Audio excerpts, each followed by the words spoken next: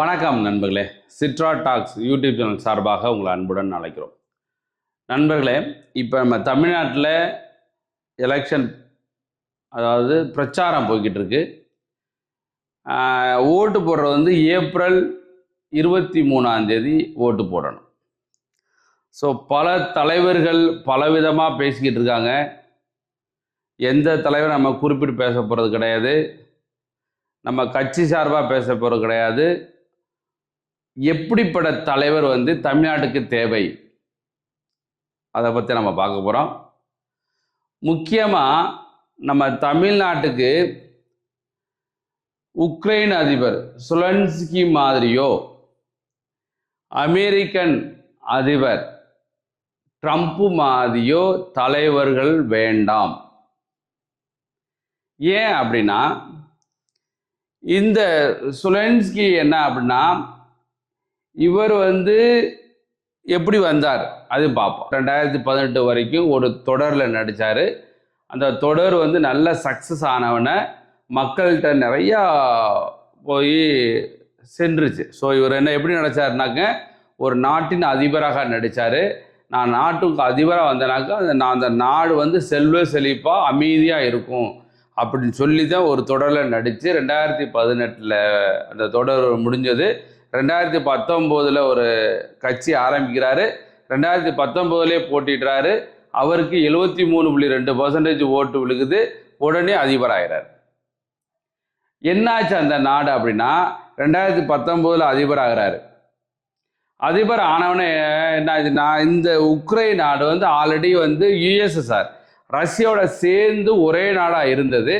ரஷ்யாவில் வந்து பிரிஞ்சு 1991 பிரிஞ்சு வந்துருச்சு. பிரிஞ்சு வந்ததுனால நேட்டோ அப்படின்னு ஒரு படை இருக்குது, யூரோப்பியன் யூனியன்ஸ், அதாவது ஃப்ரான்ஸு, ஜெர்மனி, இத்தாலி, அமெரிக்கா, இந்த மாதிரி நாடுகள்லாம் சேர்ந்து ரஷ்யாவுக்கு எதிராக ஒரு இராணுவ குழு நேட்டோ அப்படின்னு அமைச்சிருந்தாங்க. அந்த அமைச்சதில் ரஷ்யா என்ன சொன்னாங்கன்னாக்க, எங்கிட்டிருந்து போனவங்க, அதாவது ரஷ்யாவிலேருந்து தனித்தனி நாடாக போனவங்க வந்து யாரும் வந்து அவங்க கூட சேரக்கூடாது. ஏன்னா அந்த குழு வந்து எங்களுக்கு எதிர்த்த மாதிரி தான் இருக்குது, அப்படி சேரக்கூடாதுன்னு சொல்லி 1991 சொல்லிட்டு தான் வராங்க. அப்போ அந்த மாதிரி நிறையா அதிபர்கள் வந்தாங்க, யாரும் சேரலை, அப்படியே வண்டி போய்கிட்டே இருந்தது. இந்த இவர் வந்து என்னன்னாக்கி இன்எக்ஸ்பீரியன்ஸ் பர்சன் தானே, என்ன செய்யணும்னு தெரியல இல்லையா. அதனால் என்னாச்சு அப்படின்னா, இல்லை நான் நேட்டோவில் போய் சேர போகிறேன், யூரோப்பியன் யூனியன் சேர போகிறேன், என்னை நீலாம் தடுக்க முடியாது, ரஷ்யாவில் என்னை ஒன்றுமே செய்ய முடியாது. என்ன காரணம்னாக்க, எனக்கு வந்து அமெரிக்கா சப்போர்ட் இருக்குது, யூரோப்பியன் யூனியன் சப்போர்ட் இருக்குது, நாங்களாம் பெரிய ஆளுங்க, அதனால் என்னை ஒன்று தொட முடியாது அப்படின்னு சொல்லி இவர் என்ன செஞ்சார் அப்படின்னா, நான் யூரோப்பியன் யூனியன் சேர போகிறேன், நான் நேட்டோவில் சொன்ன உடனே ரஷ்யா அதிபர் புட்டின் என்ன சொன்னார் அப்படின்னா, இங்கே சேராத தம்பி, எவ்வளோ சொல்லி பார்த்தார், முடியாதுன்னு சொன்னவொடனே 2022 போர் அறிவித்தார் புட்டின்.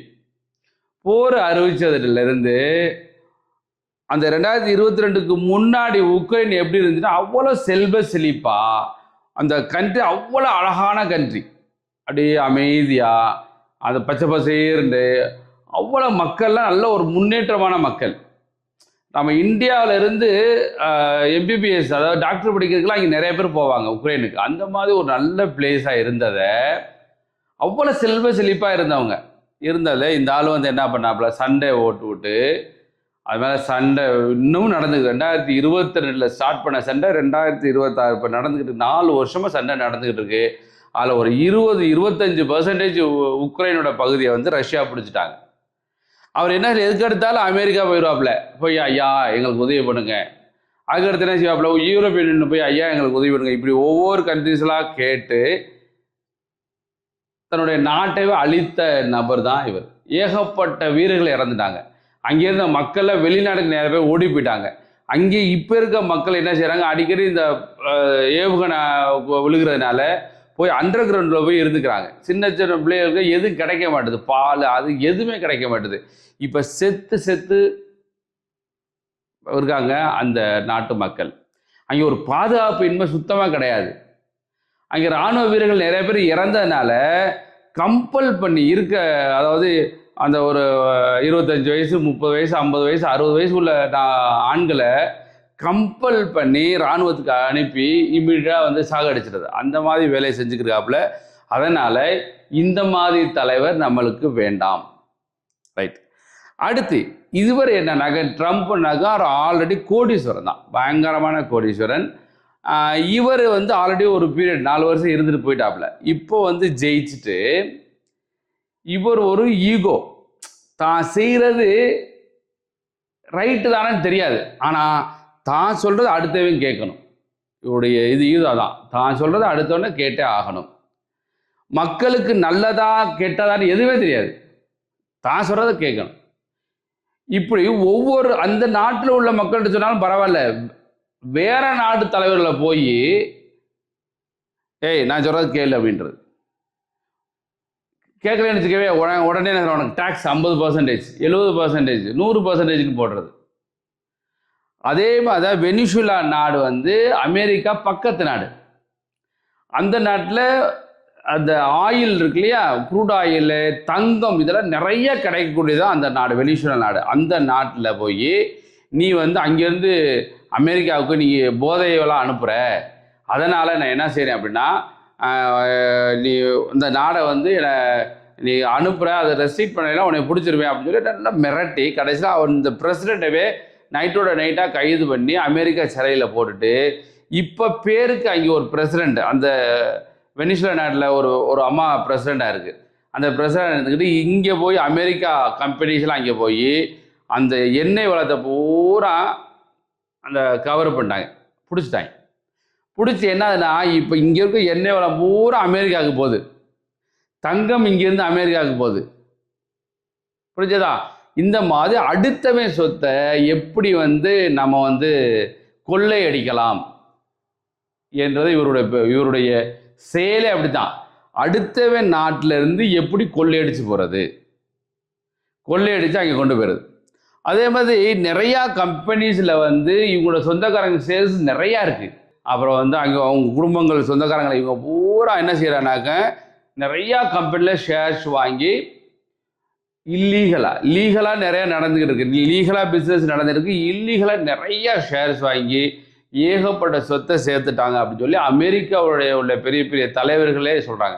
அன்னைக்கு கூட ஒரு செனட்டர் சொன்னார், எப்படின்னா சொன்னார்னா $2 பில்லியன் வந்து சவுதி அரேபியாவிலேருந்து வாங்கியிருக்காரு அப்படின்னு சொல்லி அவங்கள ஒரு செனட்டர், அவன் நம்ம எம்பின்னு சொல்கிறோம்னா அது மாதிரி ஒரு செனட்டர் சொல்லியிருக்காரு. அதனால் தன்னுடைய வளங்கள் நிறையா வச்சுருக்காரு.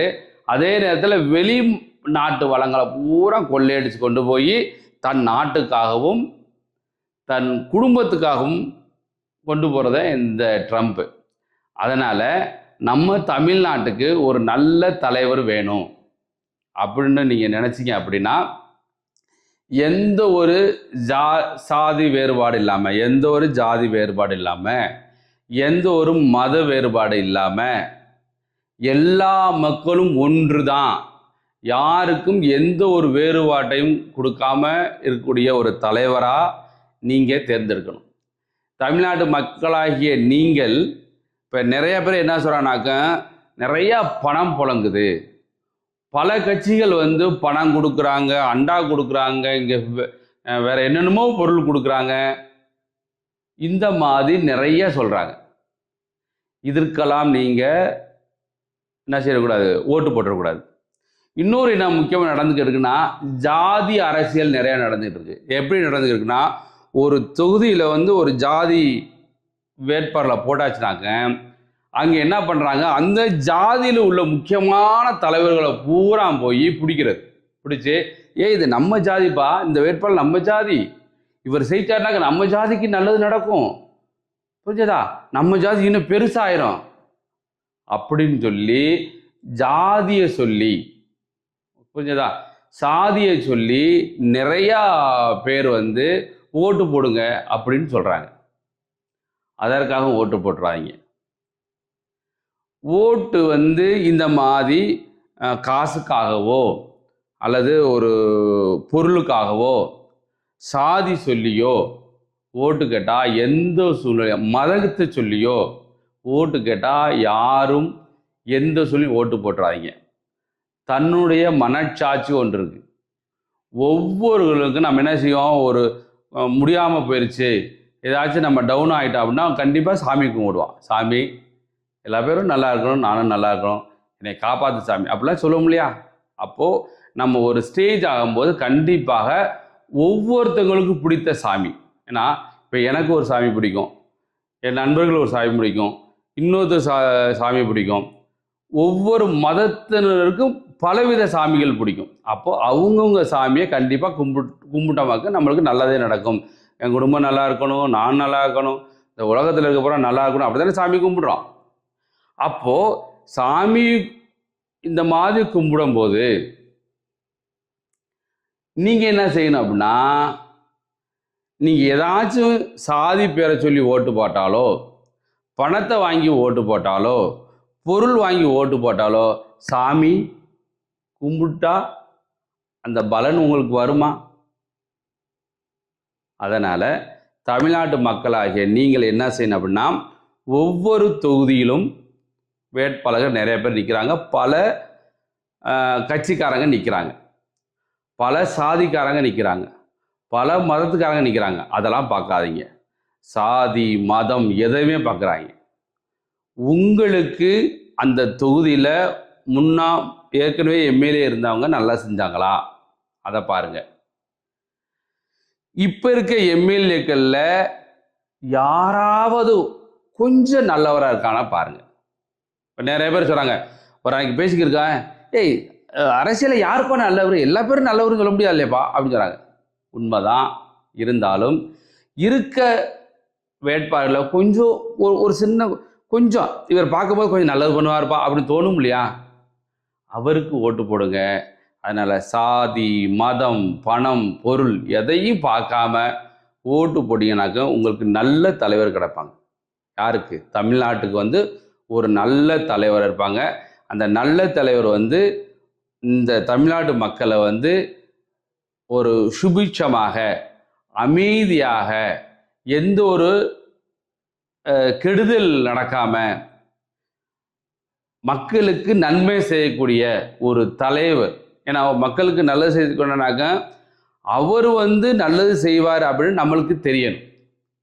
இன்னொன்று சொல்ல மறந்துட்டேன், நிறையா அரசியல் பிரமுகர்கள், எல்லா அரசியலும் சொல்ல வரேன், நிறைய பேர் உண்மைக்கே பொய் சொல்லி தான் ஓட்டு கேட்குறாங்க. மக்களுக்குமே தெரியும் இவங்க பொய் சொல்கிறாங்க அப்படின்னு தெரியும். அப்படி இருந்து ஏன் ஓட்டு போடுறீங்க? இல்லை கேட்குறேன். இப்போ அரசியல் தலைவர்கள், நிறையா தலைவர்கள் வித்தியாசமாக பேசுகிறாங்க. சில தலைவர்கள் பேசுகிறது பொய்னே தெரியும். நிறைய பேர் படிச்சிருக்கோம், இவன் பேசுகிறது கண்டிப்பாக பொய் தான், இவனால் ஒன்றும் செய்ய முடியாது அப்படின்னு நம்மளுக்கு தோணுது. அப்படி இருந்து ஏன் ஓட்டு போடுறீங்க? எனக்கு ஒன்றுமே புரியலை. நிறைய படித்த மனிதர்கள் ஒரு கட்சி சார்பாக இந்த கட்சி என்ன தப்பு பண்ணாலும் அந்த கட்சிக்கு ஆதரவு கொடுக்கறது, இந்த கட்சிக்கு என்ன தப்புனா பண்ணாலும் அந்த கட்சிக்கு ஆதரவு தர்றது, இது எதுக்குன்னு தெரியல. ஒரு நல்ல தலைவரை தேர்ந்தெடுத்தோமா அந்த மாதிரி எந்த ஒரு பண்ணக்கூடாது. நல்ல மனுஷனுக்காக பாருங்க. அதே நேரத்தில் காசு என்ன பண்ணுவாங்கன்னா, பணக்காரர்கள்லாம் அரசியல்வாதிக்கு காசு கொடுப்பாங்க, அது நடக்கும், நன்கொடைன்னு சொல்லி கொடுப்பாங்க, அங்கேருந்து சில பெனிஃபிட் வாங்கிக்கிறோம். ஆனால் இப்போ என்ன பண்ணுறாங்க, பெரிய பெரிய பணக்காரர்கள் தான் சொந்தமாகவே கட்சி ஆரம்பிச்சுறாங்க.